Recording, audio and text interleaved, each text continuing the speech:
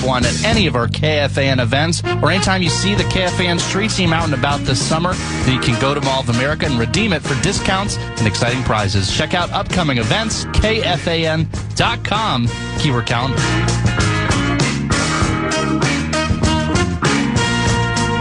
Hour number 3 of the broadcast, live from TCO Performance Center in Eagan. Delightful day for training camp Wednesday. They're going to do some extra heavy hitting today. Speaking of heavy hitters, the legendary Mark Rosey now joins us here at TCO. And Mark, we got a little something special worked out for you here on What's that? Well, go ahead, Blakemore. Time now for an exclusive KFAN update on Mark Rosen's knee on the Common Man program. That's it? That's as hard as we're going to work on the show. Well, I appreciate you caring. People say we haven't done anything new in 20 years. Yeah. No. So how's the knee today? It's good. I went to see my guy, the Fitness King, for the first time in 6 weeks today. Okay. And that worked out well. I got on the bike for the first time. Did a lot of things for the first time in 6 weeks.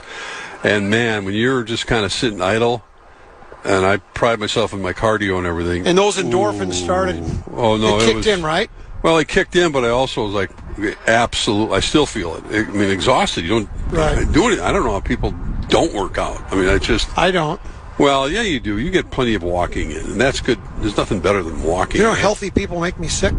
Do they? No, it's just old line.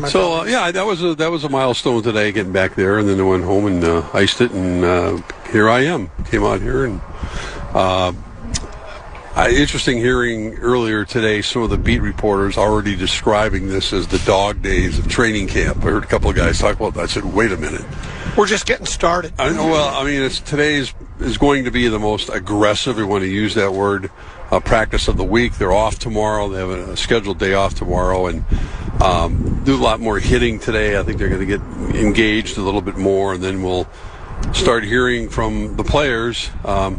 We're sick of hitting each other. We're anxious to play a preseason game next week or whatever. And the then case get at them Packers at week 1. Yeah, that's what they really want. But I mean, it's look. Listen, you can't downplay anything that's going on out here. There are guys that obviously are fighting for jobs, and this is how they get evaluated. Not so much just in the preseason game. So we heard a little bit earlier that Jordan Addison's kind of nursing a thumb. Jam thumb. Well, I think, he's going to be missing a couple days. Great. Well, let's see what Ty Felton can do a little bit more. He's a guy, obviously, Juwan Jennings is the guy they picked up who looks like he's slotted in for the third receiver. But Ty Felton's had a terrific camp from all accounts, from the kid from Maryland who was in his second year. And, he should be an interesting guy. He's made one spectacular catch, but that's what I'm saying is that there are players that are kind of, I'm saying, flying under the radar. A lot of the reporters have been talking a lot about, and I haven't seen 1 second of him playing yet. I'll try to keep an eye on him a little bit later. This Charles Demings kid, the defensive back, 5th-round pick from Stephen Austin, who's hitting everything in sight. That's Stephen F. Austin. Stephen F. Austin for you sure you novices. Correct. So, I mean, there's always storylines and people already kind of penciling in their roster and what it's going to look like. And generally speaking, they're feel-good stories, too. Unless there was an injury, most of them is like, this guy's progressing here, he's progressing there, everybody feels good, camp's going well, everybody's making progress.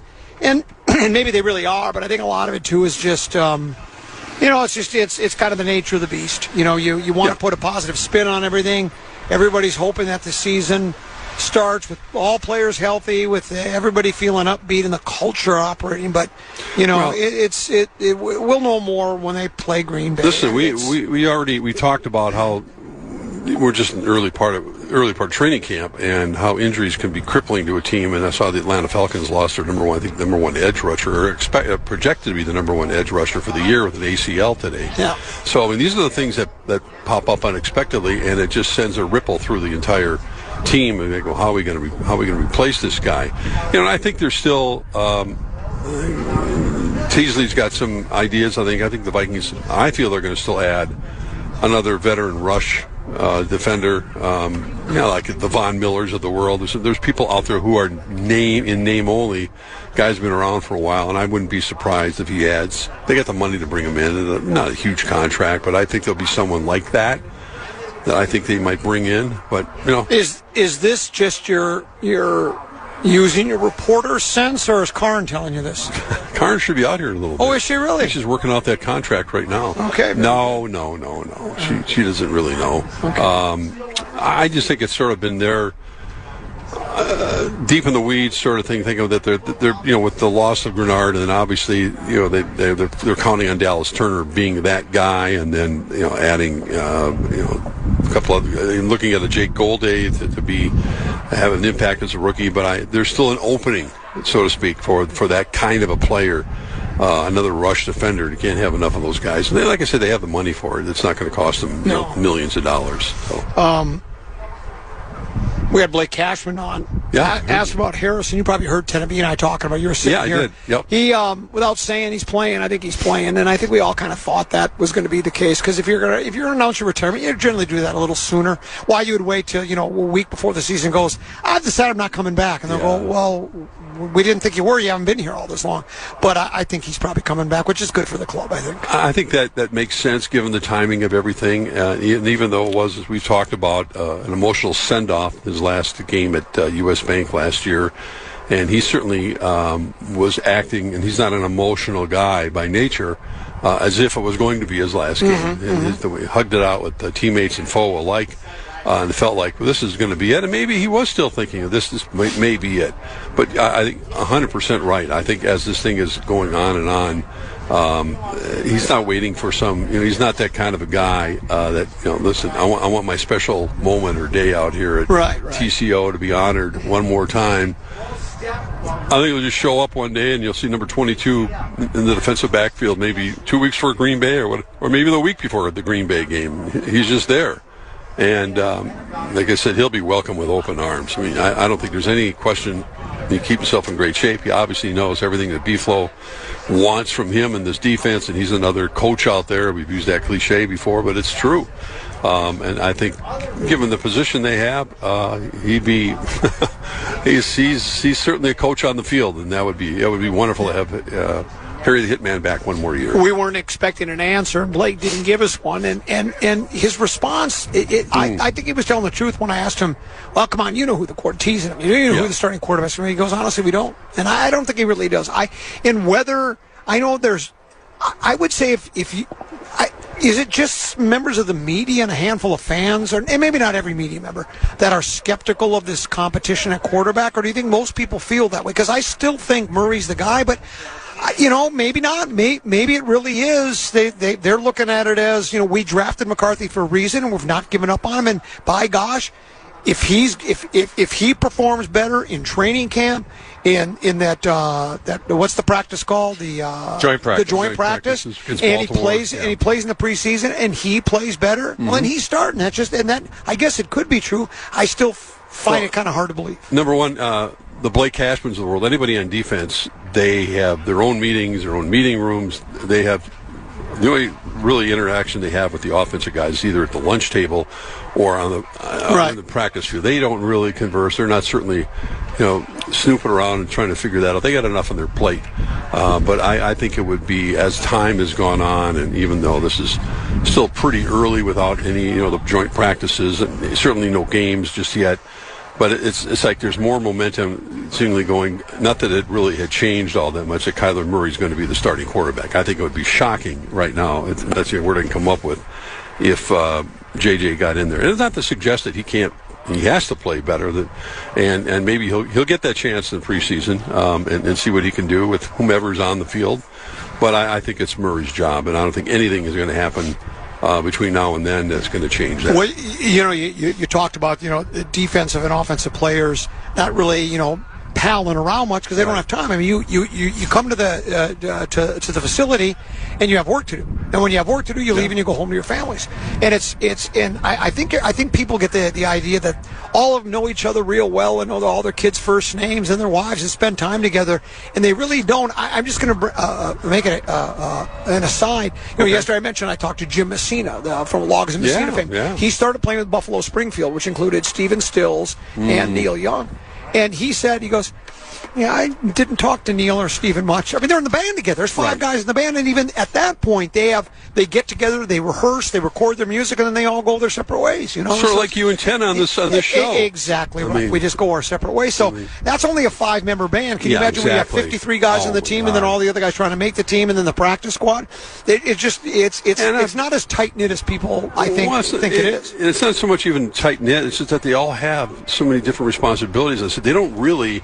They have obviously team meetings in the auditorium here, which is they're very fortunate they have the kind of facility they have here where they can get all the players in there when KOC talks to them, and obviously as the season builds and cut down days approach and fewer players are actually out here, they spend more time with each other. But I mean, they all have so much on their plate, responsibility-wise, individually and as a unit, that the last thing that the Blake Cashmans of the world are thinking about or worrying about is who the starting quarterback's going to be. He just it's not even on his radar at the moment. Well, and you can even take it to TV. Other than some relationships are different. You're in Shelby's.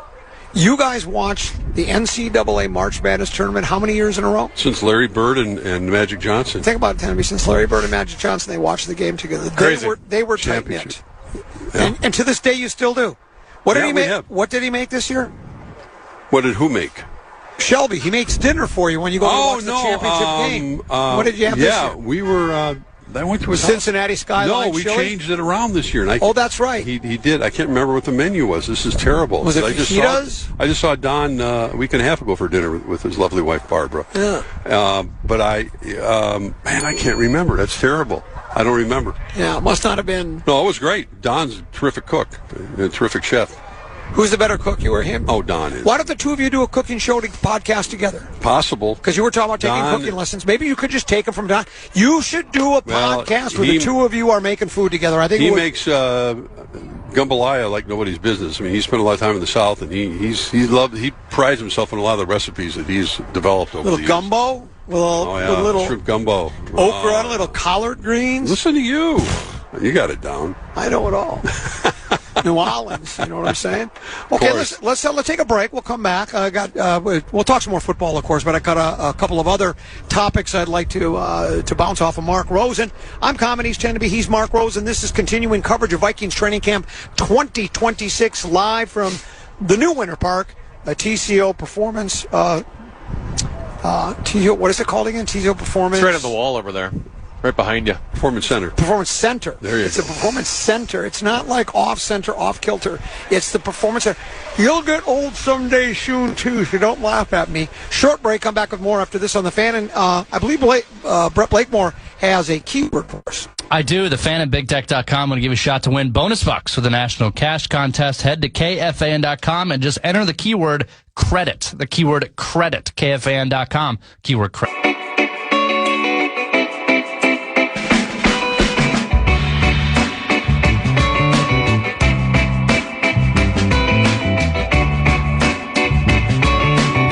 Some great shows at Treasure Island this year, including Joe Bonamassa August 15th, Snoop Dogg September 5th, Ron White October 17th. Complete details on all of our upcoming shows on the concert page, KFAN.com, keyword calendar.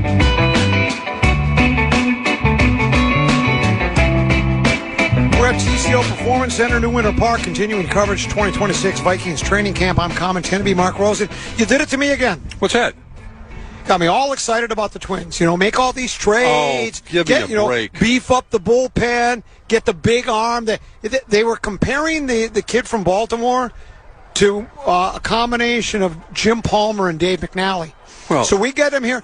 And then our so-called ace, has his third dud in a row. Yeah, thanks for getting me excited about the Twins. First of all, they got to shut Joe Ryan down now. You think he's got arm trouble? Oh, he's got head trouble. I don't know what arm trouble or head trouble. That was an abysmal performance last night. When you lose 2 games and basically get shut down by Uber guy Randy Dobnik in back-to-back games, I think his only 2 wins of his career as a starter. I mean, I thought, well, after the first time around, they know what to expect. He throws that low stuff, and they're going to have to wait for the ball to come up a little bit in the zone. And they'll start. And they didn't even throw a lot of pitches, but the Twins did nothing offensively to help Ryan last night. So it was overall just a really forgettable performance, and that's unfortunate. The new guy starts tonight. It's Kramer. Is that his name? Kramer. Yeah, he starts tonight. Gets his first shot at it. But it was over before it was over. And seeing Dobnik dominate this Twins team. I've heard a few people doing the old boy. But the Pohlads wish they wouldn't have made those moves now. And it's like, here's what I'll tell you. Well, you could say that, but here's what I'll tell you is I think these moves, more than trying to improve the team's chances to winning, it was to improve the Pohlad name, I think, more than anything. I don't disagree with you. I think certainly they wanted it. It's the best of both worlds for them. Hopefully it improves the teams, but more than anything, he said it. We read the quote from Tom yesterday. He said, if my last name is attached to the Twins, I'm paraphrasing the exact quote, but he said, it's just bad because people have lost respect for the Pohlad family. They don't think they want to win ball games, and all they are concerned about is the bottom line and not the standings. And so they needed to do that regardless if it works out or not, I think. Well, their PR message certainly got through last night to the announcers in terms of saying we're also going to increase payroll next year. Correct.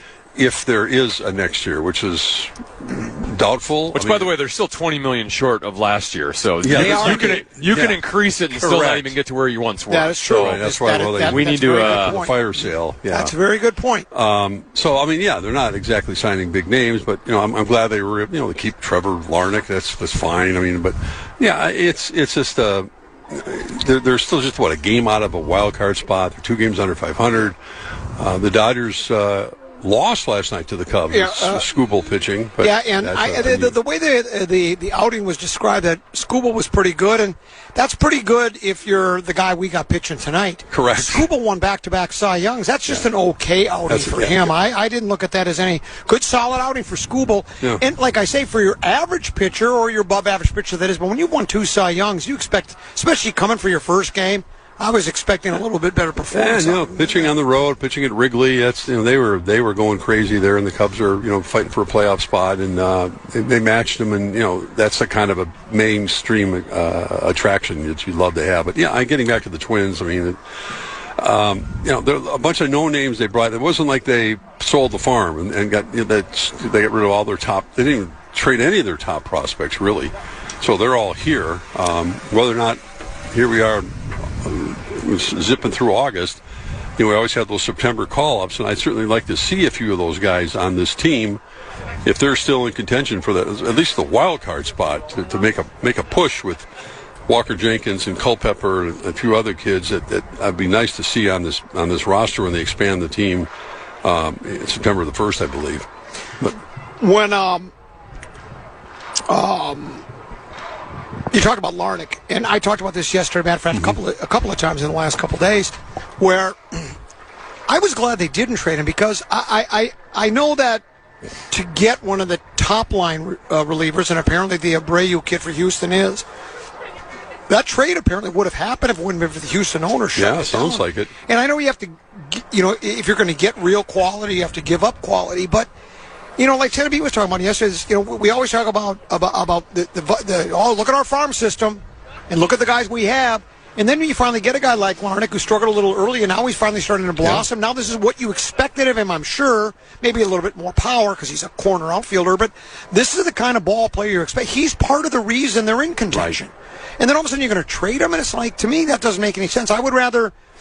And I know they have a glut of left-handed hitting corner outfielders. Well... It sounds like it's a glut but we don't know that because we don't know how good those guys will be. They're highly touted, and the reason you made the trades you did for relievers is because you're playing for this season. And Larnach is a this season player, and he could even continue to play better. But he's the reason I like that they didn't trade. I thought it would have been a mistake. Well, and they kept Jeffers as well. And I know they had to sit him down because the trade was leaked as if it was going to happen. And then, as you just described, Houston nixed it at the last minute. So Larnach had to sit down with Shelton and kind of go, hey, what's going on here? And I'm sure they had a heart-to-heart. And listen, it's part of the business. These guys all understand that, and they have to understand that. And Larnach's a pretty heady guy, and Derek Shelton had, the man-to-man chat and talked about what went on, and this is why, listen, take it as a compliment. People wanted you.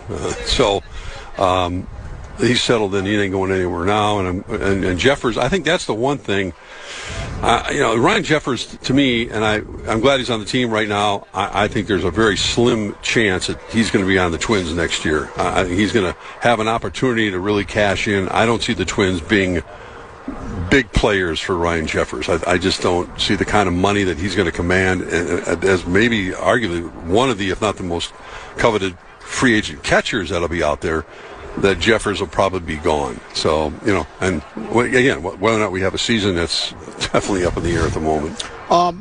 Back to the trade for Hoffman. The Twins didn't go up there, according to Baseball America.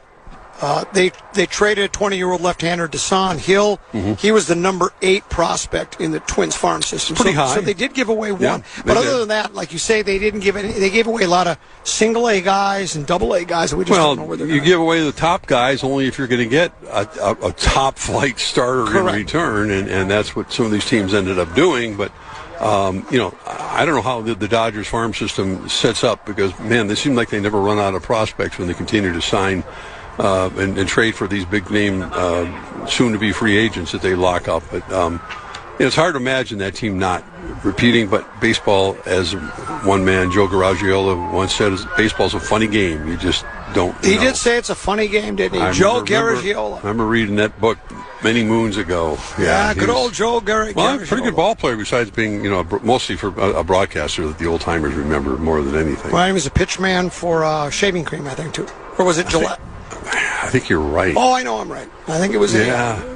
I think it was for. He was a pitch man for everything. He hosted a couple game shows, I think, as well. He hosted. I think he was on the Today Show. He was a man of all seasons. Did you ever meet him? I did not. No, Joe Garagiola did not before my time, which is saying something. Yeah. You're just in the prime of your time, Mark. I don't know about that. We got the knee update today, and we'll get one, I'm sure, again tomorrow. I can't wait. For me as well. Yeah. All right, let's take our final. Standing room only here today. It's a really big crowd. It's because it's extra heavy hitting. Correct. Extra heavy hitting. Extra heavy hitting pad at practice today. What did they think the Power Trip morning show was at the State Fair or something? Power Trip takes over. Power Trip. They take over TCO Performance Center. Yeah, it is a big crowd. I'm surprised they haven't done that yet, to be honest with you. They will someday if you bring it up to them. Like, you could do a Power Trip football game on the field, and it would fill the seats. Oh, absolutely it would. Yeah. Just watching Meat Sauce run around out there would be worth the price. Why would you take a shot at Meat Sauce? He's never done that to you. He rips me all the time. Let me see if he sent a text today. I love Meat Sauce. Want to see if he sent a text? Yep. Right on cue. Right on cue. It says, this is directed to me, you're not listening to a word he said. And he's right. Well, he should know. He has to deal with that every day. Let's take our final break of the show. We'll have one more segment to go. We'll be back here to TCO Performance Center with Tennessee, Mark Rosen, and Common right here on The Fan. The Vikings kick off the preseason next Saturday. It's a Grand Casino Arena this year, including Journey, October 4th. The Smashing Pumpkins, October 13th. Tickets are on sale now. You can get all the details on all of our upcoming shows on the concert page, KFAN.com, keyword calendar.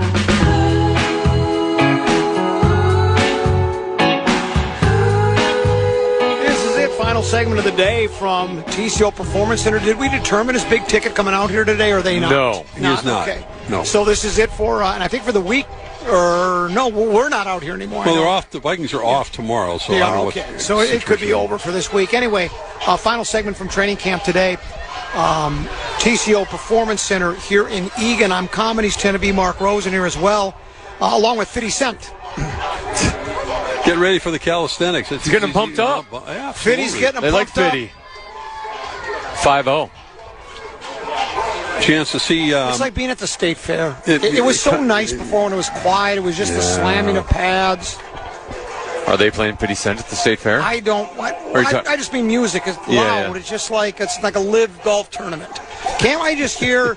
I just want to hear Blue 42. Yeah, Blue 42. You will a little bit. I will say youth hockey coaching, like the younger levels, the mites.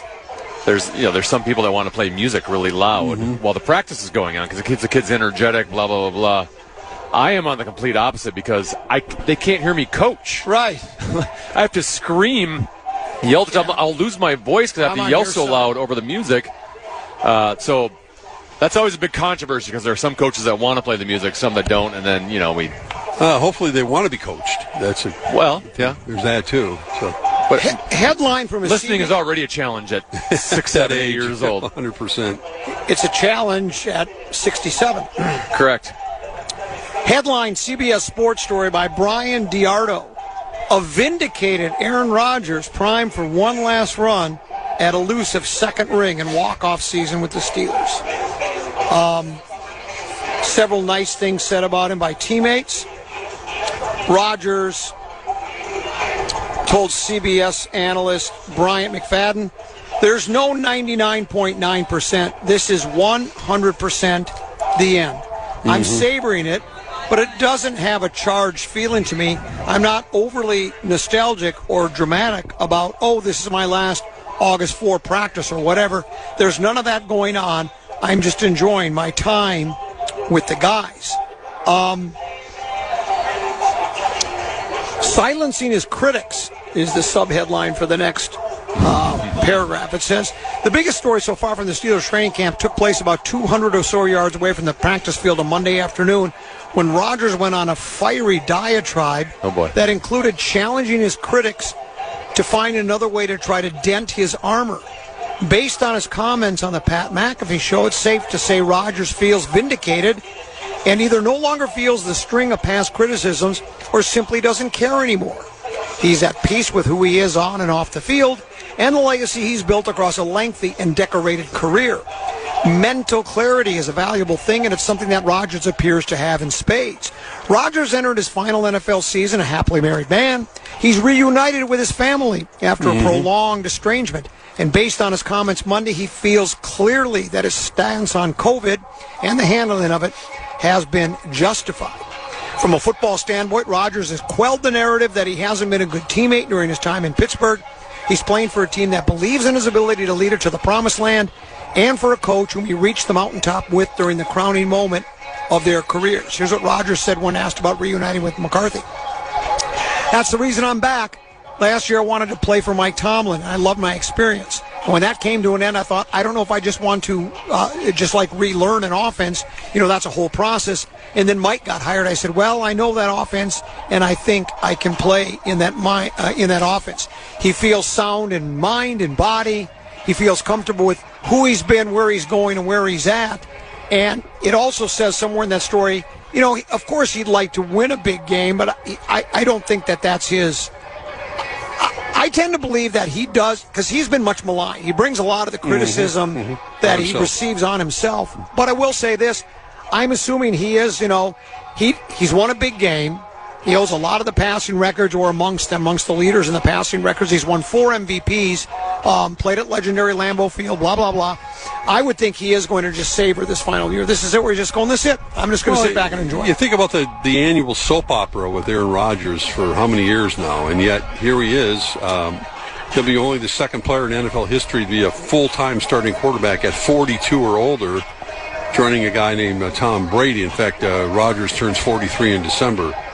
So, I mean, he had 24 touchdown passes, 7 picks last season. Steelers did win the AFC North. I mean, I don't think they're thought of as a championship-type contending team, but you think of the hardcore, the Steelers, the Steel Curtain, the kind of the way they play the game, rough and tumble, blue collar, and he's reunited with Mike McCarthy and his old coach. Here's my problem is that I think Tomlin was a really good coach, and I think a large part of the reason that Pittsburgh won the division last year and made the playoffs was because of Mike Tomlin.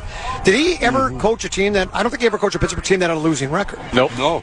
McCarthy, I don't know the love affair. A long time. Yeah, I don't know the love affair with McCarthy. I mean, he won a big game, but I think that had more to do with Rodgers than it did with him, because when he's not been with Rodgers, he's been...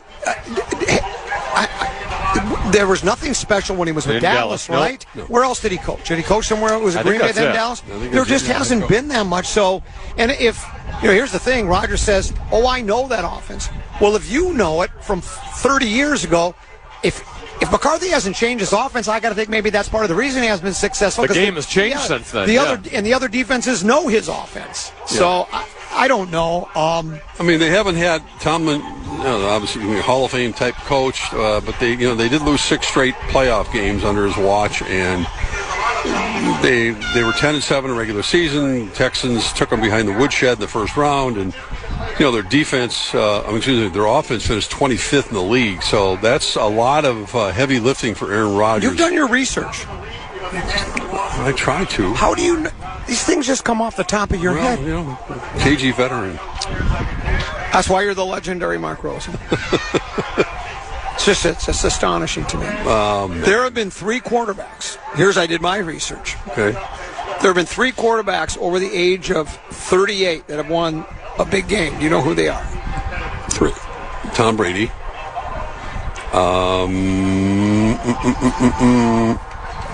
Our guy in the not Kurt Warner. No. He was too young. How old is Elway? Elway. Number 2. And one more. That over the age of Peyton Manning? 38. Peyton Manning. 38. Yeah. Those are your 3. So only 3 quarterbacks have won over the age of 38. Hard to do. It is. Yeah, I'm going to go out on a limb. Not going to do it this year. Pittsburgh's not going to win the Super Bowl this year. I think that's a pretty safe assumption, but they'll be in the middle of the pack. They'll be middle of the pack too, probably. And then because what will be interesting to see what who's coaching the Ravens now. I don't know who's coaching anymore. John Harbaugh moved down to the New York Giants. But who was hired? Why can't I remember? Do not know. Jesse Minter. Yeah, Jesse Minter. Okay. No, I don't know I anything. gotta look that up. I don't know anything about Jesse Minter. No. Does anybody know anything about Jesse Minter? I don't know anything about Jesse Minter. So I know he's a human. I know he's a man. He's a man, and he's a football coach. I know that. But again, it's hard not to if you just go by. And I know that past performance doesn't always predict future performance. But the Ravens are pretty good when you've got a quarterback like Lamar Jackson. I'm hard pressed to see Pittsburgh win. And then with Cincinnati, if Burrow, remember, wasn't he making it sound like he wanted out of Cincinnati? And then all of a sudden he wakes up one morning and says, "I love it here. It's my favorite city in the world," or something. I mean, he's a quirky guy. I don't understand any of these guys sometimes. I think they just feel put upon sometimes. But. Yeah. With nice those, and when he's on and he's got the pieces around him, that's a dangerous team too. I just find it hard to believe Pittsburgh wins a division and then get a wild card. I suppose maybe, but that might be it. Yeah, and even when you watch Rodgers last year, I don't want to call him game manager, which you've heard me. I've always defended game manager because I think if you're managing the game, you're taking each game as an individual game. Right, here's what we need to do in this game, and maybe this game. Throwing downfield isn't good because that's the strength of the defense we're playing. So we're not going to throw downfield. We're going to dink and dunk all day. We're going to go to a running game this day. We're going to play a game that will give us our best opportunity to win with what our opponent does best. So we'll try to find what their weaknesses are, and we'll try to exploit those. But he never seemed, when I watched him play, he wasn't that. I didn't watch every Pittsburgh game either, so maybe somebody can correct me wrong. I didn't see him back to winning ball games last year, where he's just back to throwing the ball all over the field. So, and I don't know if they've got enough around him. I think he's playing out the string, be with McCartney, just take one last tour, and that's going to be it. I'm looking up his stats here, and he threw for 3,322 yards last year, 24 tutties, 7 picks. So I mean, he was more than good numbers, more than dinking and dunking. But I mean, again, with everything else, you better have the protection because A-Rod, at one point, like a lot of quarterbacks early in his career, he could take off and beat you with his legs. He was one of those guys that's the biggest difference between him and what he's going anywhere. He wasn't necessarily a go run for 30 yards guy. He was an extend the play guy. Like how many times would he get out of the pocket?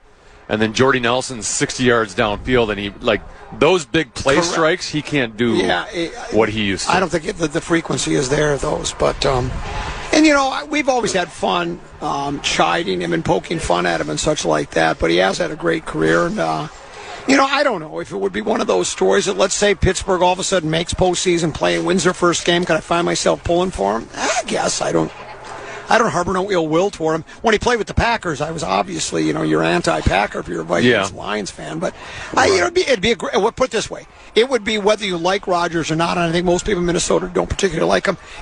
as far as an NFL football story, it'd be historic if he could somehow win a big game. It would go down history as one of the greatest final seasons ever, especially if he played against the Packers in the big game. That would even be how about that matchup? Yeah. And then Favre comes out of retirement to play for the Packers in the big game. So it's just eons ago. Think about getting drafted, sitting. Remember on draft day, just A-Rod just sitting there and not hearing his name. And then he got so bitter. He said, "What was his quote about what he was going to prove that the other teams made a mistake by not drafting him?" Yep. He was in it because he wanted to get picked by San Francisco. Did the Vikings pass him a couple times in the draft?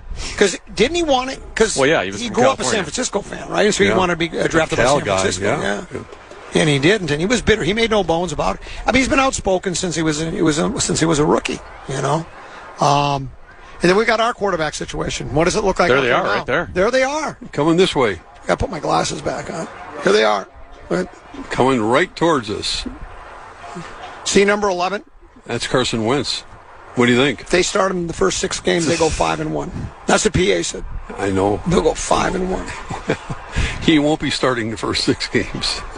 He won't be starting any of the games. If we go 1-5 and they don't start him, they made a mistake because PA thinks he can go 5-1. Oh, man. All based on, I guess, from what I've been told, his knowledge of the offense. Well, there's no question about that. I got to think McCarthy knows it pretty well now, too. He's been here 3 years. I mean, he knows He's had a lot of downtime to study. And, Kyler, Tenby and I talked about this earlier. Okay, it's complicated, but at the end of the day, it is still football, too. It's not like, I don't think he's going out there and going, he's like dizzy from staring at the playbook. Oh, I can't figure this out. He's a bright kid. He'll get it figured out. You take it in small chunks. Well, he'll have it figured out by the time the season starts. And the whole thing is going to be how KOC is planning to utilize him, and we know that he's been better in the shotgun. He's able to take off and run when necessary, and actually with effectiveness. I don't think we'll see much or any of that. Well, I'm not sure he's going to play in the preseason, but I think they're going to keep all that under wraps. If they're going to have any designed plays for Kyler to take off and run. But he's going to play a lot more under center, and I think the Vikings are counting on a running game that's with their offensive line, and to kind of take that pressure off instead of putting him in those 3rd and 8, or 2nd and 8. He's going to be 2nd and 2 or second, whatever it might be. But I'm anxious to see how many yards he's going to end up using those legs on the ground. Well, there's a prevailing wisdom out there. Tell me if you agree with this. It seems like people feel that O'Connell doesn't even like the running game. He likes the passing game. Now, I don't know if that's he dislikes it, but I think he likes passing the football more than he likes running it. I think he would rather win football games doing that. And that becomes the problem. You wonder, and I don't know, you could look at stats, and maybe they were 50-50 last year. I don't know. But I just feel like if the running game doesn't work early, I think it's easier to abandon it. You know what I'm saying? I don't know how much we're going to depend on a running game, and I don't know how good the running game is going to be. I really don't. Well, I mean, you want to have some explosiveness from the rookie. It's Kevin Seifert, my lovely wife is over here. Ding. Signing a new contract. Yep. Well, maybe she signed someone. She's signing a contract? No, maybe someone else signed it. She's signing a contract with Chicago? No.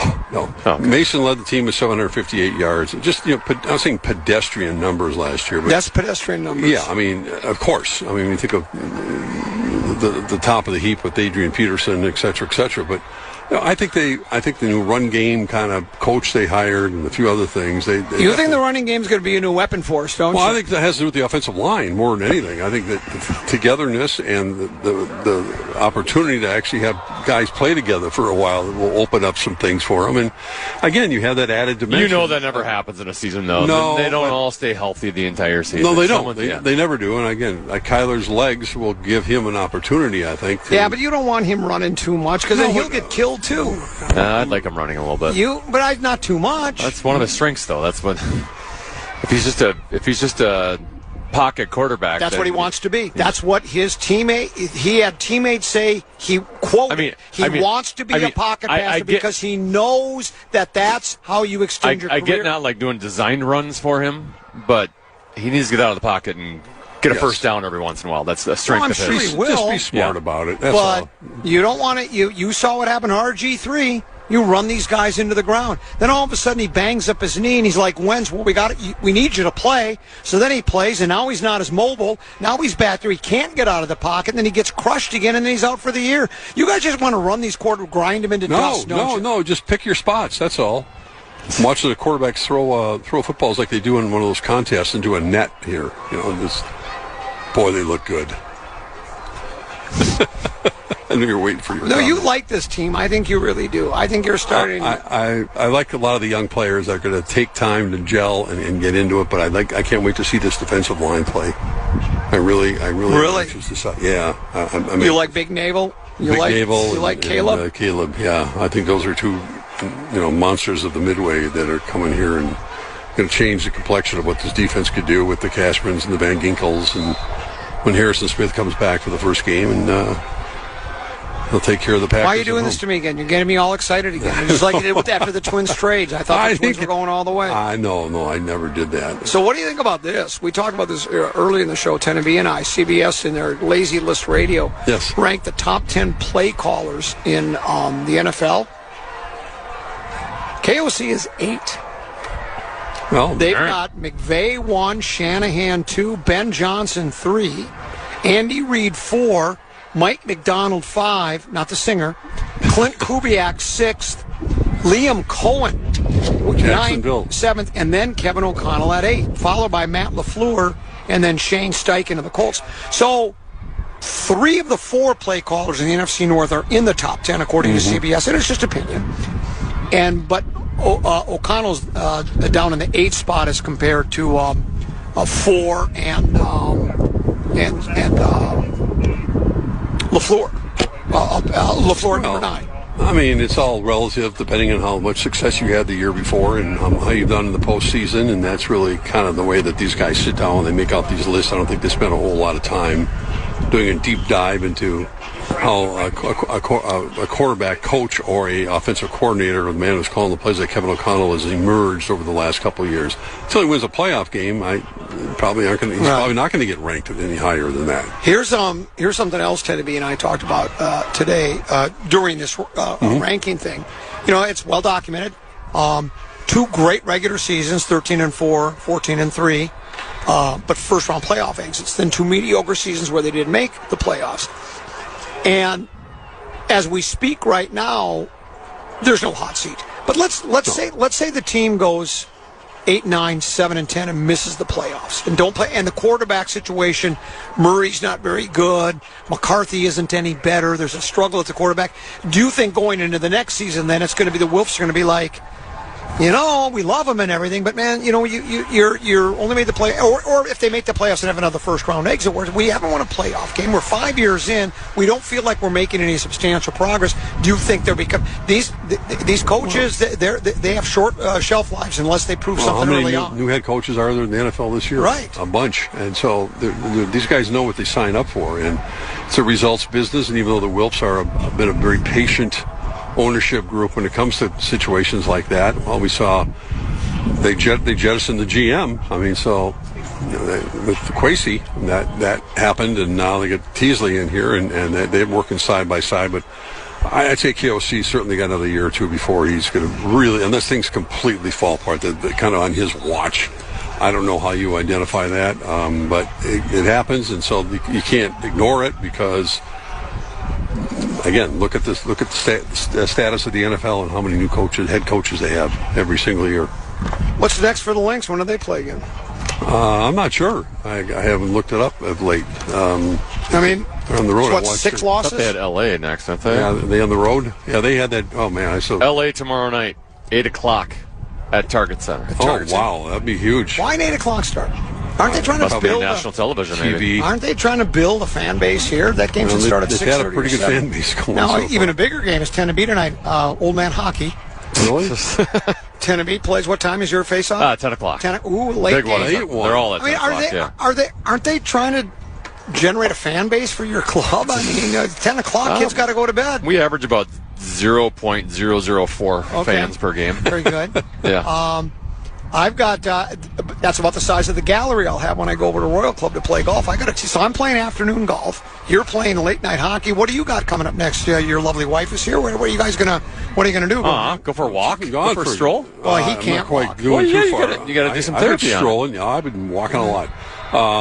No, make a nice dinner tonight. We watch a show and hang out and catch up. She's been gone for 24 hours, so we got lots of catching up to do. Let me guess, salmon or swordfish? No, we got not salmon tonight. Very good. Okay. So tomorrow's the last day you and I are going to be together for a while. For a long time. 'Cause I'm out Friday. Yeah. And then you're out for 6 days. Yeah, I'm out for 6 days. It's going to be emotional. I'm taking my little my baby brother Peter on a little golf trip. We're going to go play a bunch of golf. Oh, nice. Lucky. Oh, the music is playing. I couldn't hear it. Does it sound like angels to you? I thought it was angels. Yeah, exactly. It's the music. Tenby, thanks for having me. Hey, great job. You as well. We'll see you tomorrow back in studio. Yep. We're on at 12 noon tomorrow. Thanks for spending your time with us. It's our coverage of Twin Cities, or at the Twin Cities Orthopedic Performance Center of Vikings Training Camp 2026. We'll talk to you tomorrow at 12 noon right here on The Fan. Enjoy the rest of your day.